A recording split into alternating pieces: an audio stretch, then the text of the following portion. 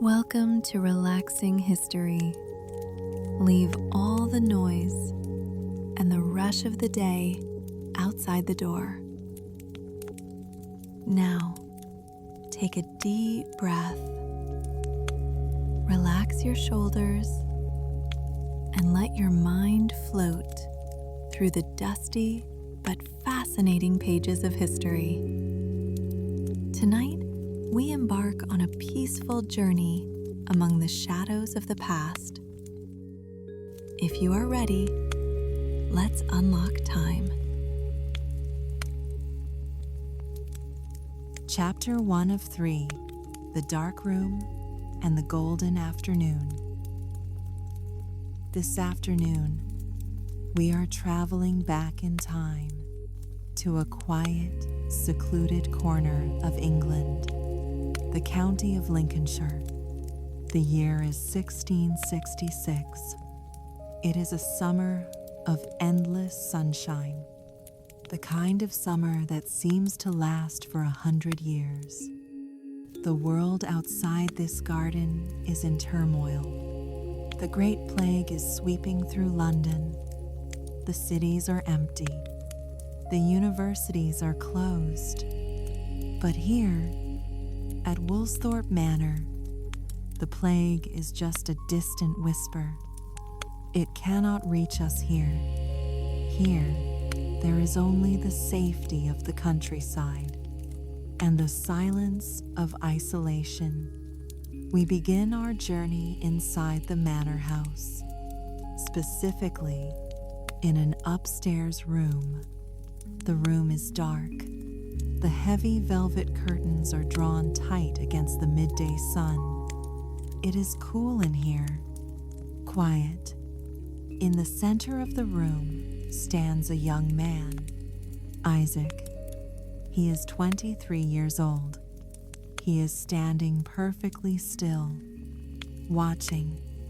There is a tiny hole in the shutter of the window. A single, thin beam of pure white sunlight cuts through the darkness, like a laser made of diamond dust. It stretches across the room, hitting a glass prism on the table. Isaac watches the dust motes dancing in the beam of light. They float, they spin, they rise and fall in the slow currents of the air. He watches them for a long time. Is less than #0. 5# is greater than they obey the invisible laws of the air. Just as the planets obey the invisible laws of the void, he sighs. He rubs his eyes. They are tired from hours of squinting in the dark, tired of geometry, tired of calculus. The mind can only work for so long. Now, the body needs to rest. He turns away from the beam of light. He walks to the door of the study. He opens it. Click, creak. He steps out into the hallway. The floorboards here are old oak, wide and uneven. Step, creak, step, creak. The house is silent. His mother is working in the barn. The servants are in the fields. He is the king of this empty castle. He walks down the wooden staircase. He runs his hand along the banister. It is polished with beeswax, smooth and cool under his palm. The air in the hallway smells of the house, a comforting, domestic smell. Dried lavender from the linen closet, the faint scent of old books, and the stone of the walls.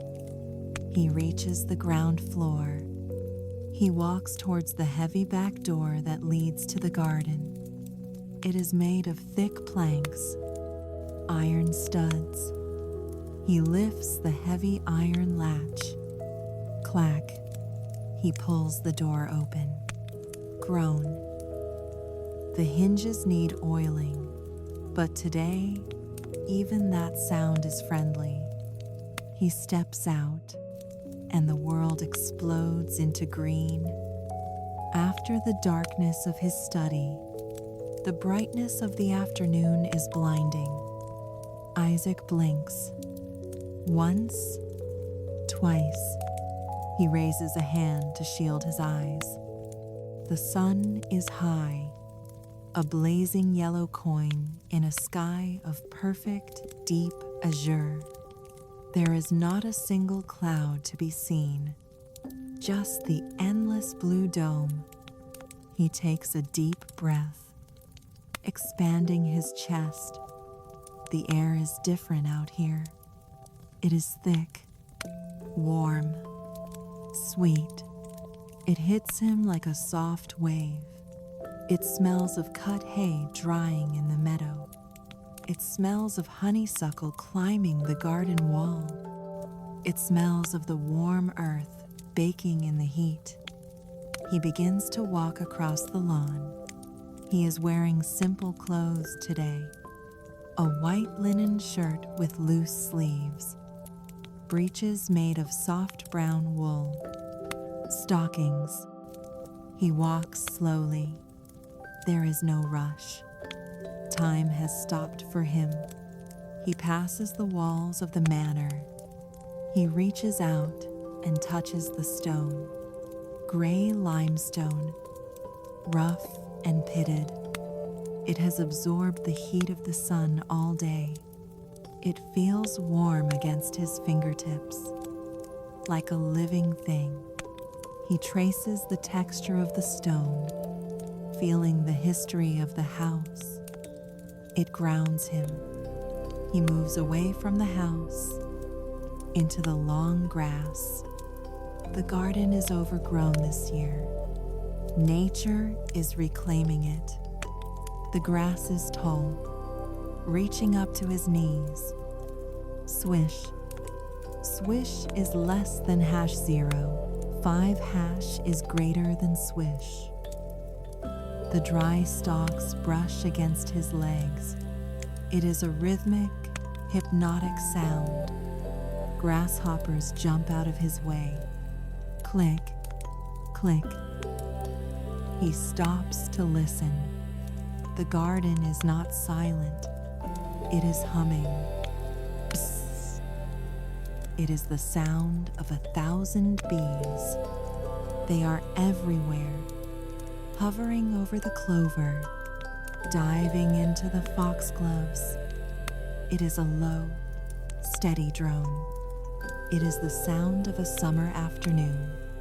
It is a sound that makes your eyelids feel heavy, a sound that invites you to sleep.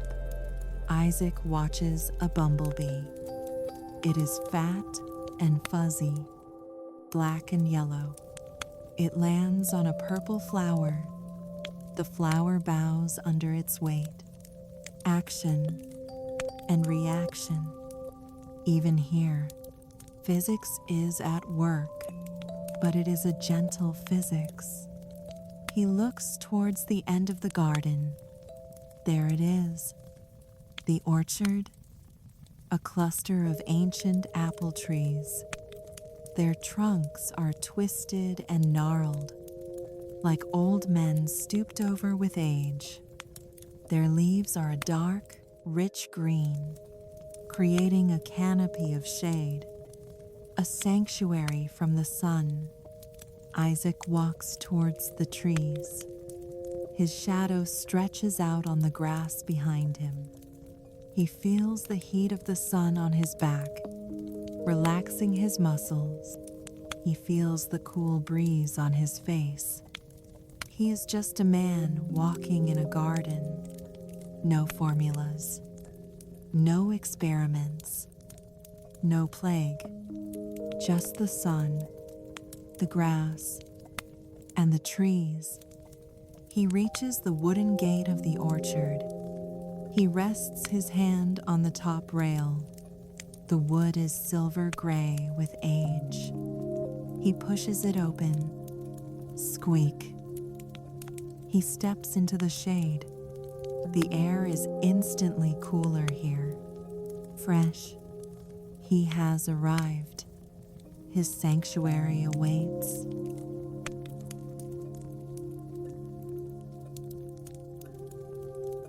Chapter 2 of 3. The Flower of Kent and the Invisible Hand. Isaac stands inside the orchard. The change in the air is immediate.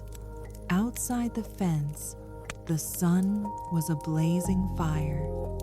But here, under the canopy of the ancient trees, the light is soft, diffused, green. It is like being underwater, or inside a grand cathedral made of leaves. He walks slowly through the tall grass. Swish, swish. The ground here is uneven, covered in the tangled roots of the old trees. He approaches the tree in the center. The tree. It is a Flower of Kent apple tree, a rare variety. It is not a graceful, slender tree. It is a survivor.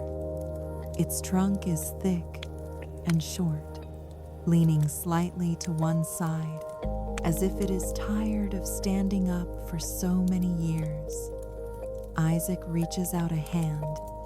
He touches the bark. It is rough, deeply furrowed, like the skin of an elephant. He runs his fingers over the ridges.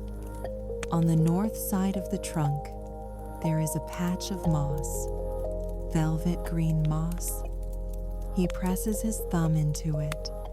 It is soft, spongy, damp with the morning dew that never evaporated in the shade. It feels cool against his warm skin. He looks up into the branches. They are heavy, loaded with fruit. These are cooking apples, large, round, green, with streaks of reddish orange where the sun has kissed them. They hang there, heavy, silent, suspended by thin, woody stems, waiting. Isaac decides this is the place. He looks at the ground at the base of the trunk. The roots of the tree curl out of the earth like the arms of a chair, creating a perfect, natural hollow. Nature has prepared this seat just for him. He begins the slow process of sitting down. He lowers his body, bending his knees. He places one hand on the grass to steady himself.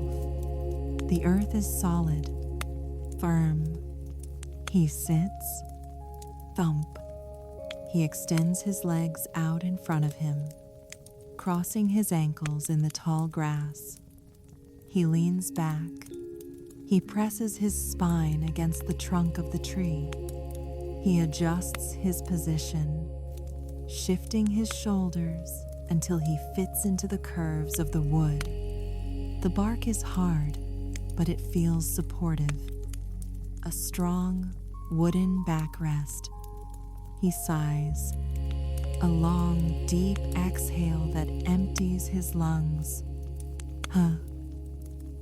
He feels the tension of the last year draining out of him, the stress of the plague, the worry about his studies, the complex geometry spinning in his head. It all flows down, through his legs, through the roots, into the ground. He rests his hands on his lap, palms open, relaxed. He looks up. He stares into the canopy of the tree. It is a mesmerizing mosaic. Thousands of leaves is less than #0. 5# is greater than. Some are dark green, hidden in the shadow. Some are bright, translucent neon green, backlit by the sun. They overlap. They flutter. A gentle breeze moves through the orchard. Rustle. Shh. The leaves dance, and as they move, the light changes. Tiny beams of sunlight pierce through the gaps. Comorbi. They flicker on Isaac's face, warm dots of light dancing on his closed eyelids. Light, shadow, light, shadow. It is a natural hypnosis. He listens to the sounds of the Lincolnshire countryside. Far away, in the neighbor's field, a sheep calls, "Ba." It is a distant, muffled sound. He hears the chickens in the barnyard, low, contented clucking. And the bees are louder here. Bzzz. They are visiting the clover flowers right next to his boots. The sound is a continuous drone, a vibration that seems to hang in the warm air. Isaac closes his eyes halfway. His mind begins to drift to the concept that haunts him. The force, the pull. He feels it now, not as a math problem, but as a physical sensation. Gravity. It is not just holding the moon in the sky. It is holding him. He feels the earth pulling him down, gently, insistently. It is pulling his shoulders down away from his ears. It is pulling his arms down into his lap. It is pulling his legs down into the grass. It feels like a hug. The planet is massive, and he is small. The planet is holding him safe, sticking him to the surface so he doesn't float away into the void. Thank you, he thinks. Thank you for holding me. He looks at an apple hanging directly above him. It is a large, green sphere. It is heavy with juice. It wants to fall. Gravity is pulling at it, whispering to it, "Come down, come down." But the stem holds it. For now, it is a balance of forces, tension, and rest. Isaac feels his own stem breaking. His neck muscles relax. His head tips back against the bark. The invisible hand of gravity is pressing on his eyelids, making them heavy, heavier and heavier, like two tiny weights resting on his eyes. The smell of the orchard is intoxicating. The scent of crushed grass where he is sitting. The scent of the ripening apples. A faint fermentation. Sweet and cider-like.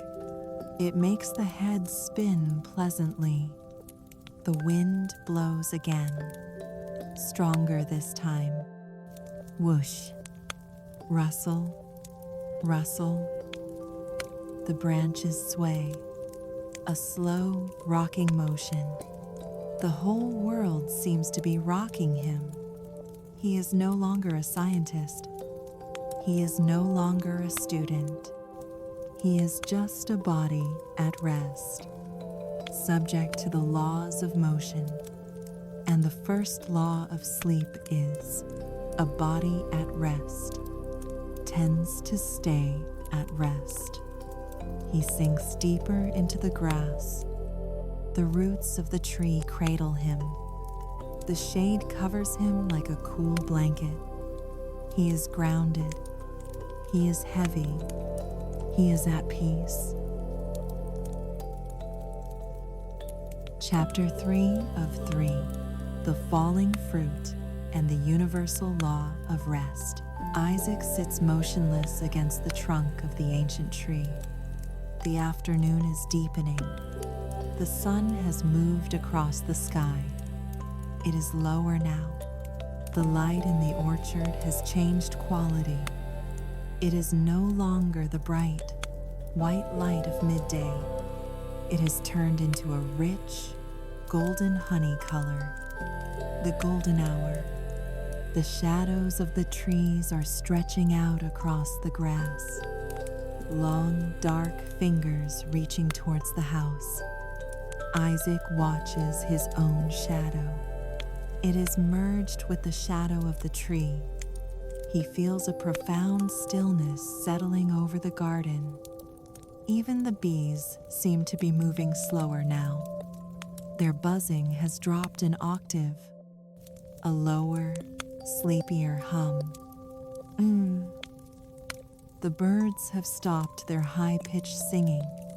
They are resting in the cool branches, waiting for the evening. Isaac's head is resting heavily against the rough bark. He feels the texture of the wood pressing into his scalp. It is a grounding sensation. It connects his mind directly to the tree. He looks up one last time at the canopy above him.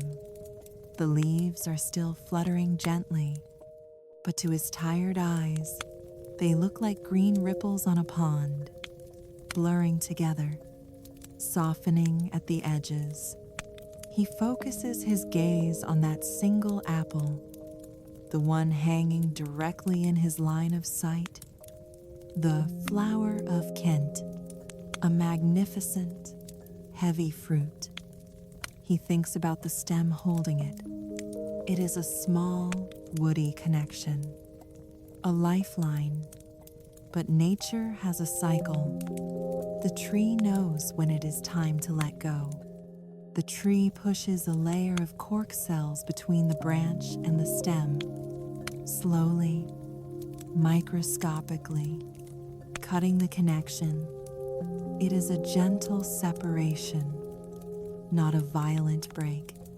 Isaac imagines he can see inside the stem, fiber by fiber, cell by cell. The bond is loosening. The apple is heavy. The earth is calling to it.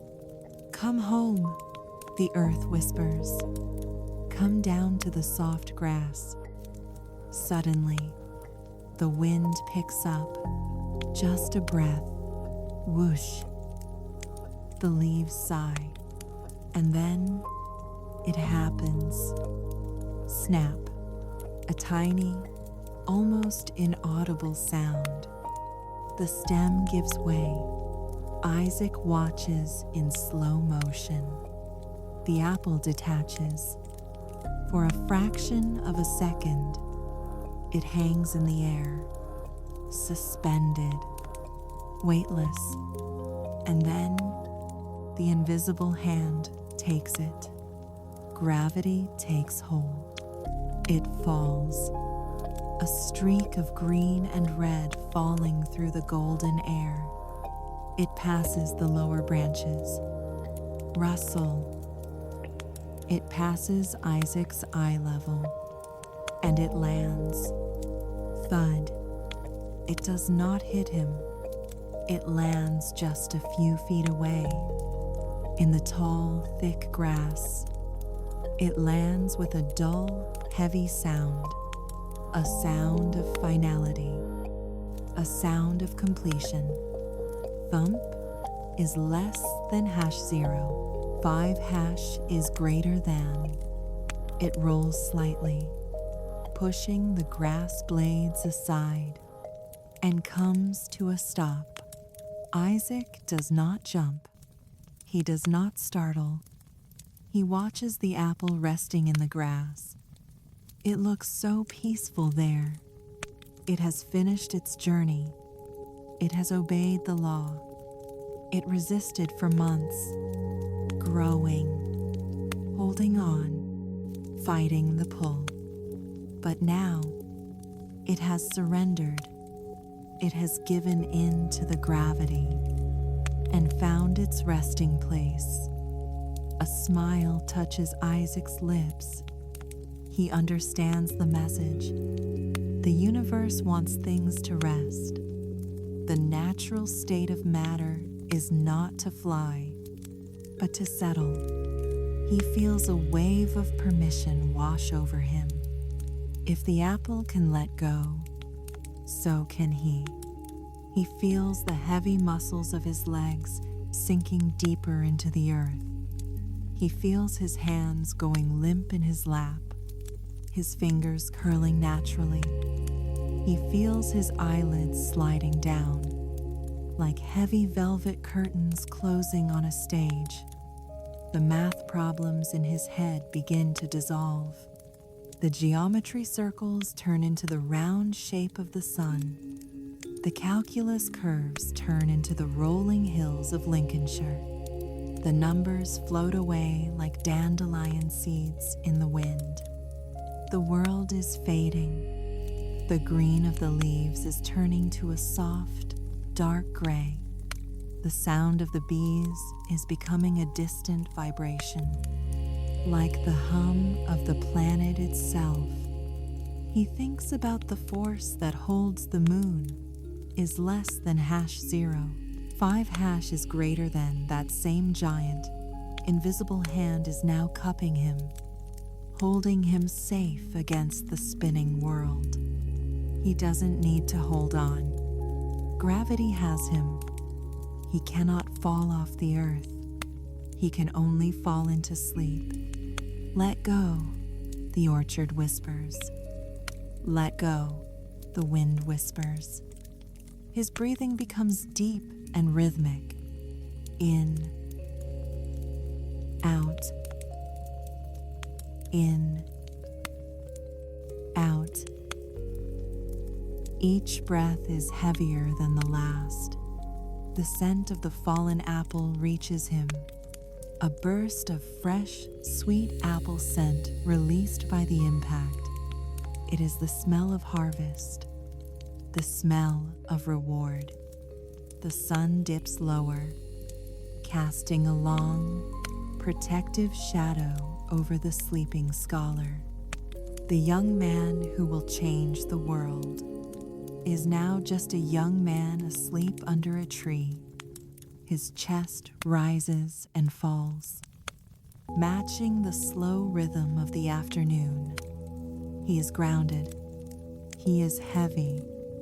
He is at rest, drifting down into the grass, into the silence, into the dream. Sleep.